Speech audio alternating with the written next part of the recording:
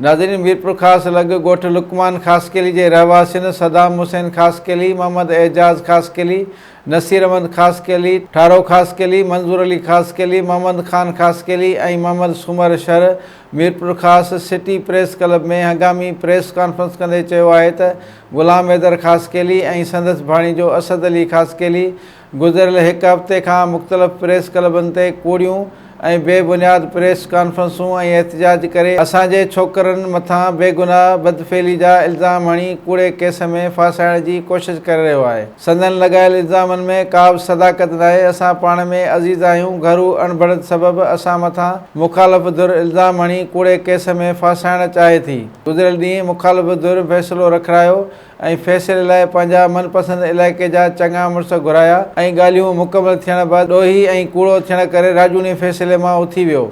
असां ज़िले इंतिज़ामिया समेत हर माण्हूअ खे ॿुधाइण था चाहियूं त लॻायल इल्ज़ामनि में का बि सदाकत नाहे।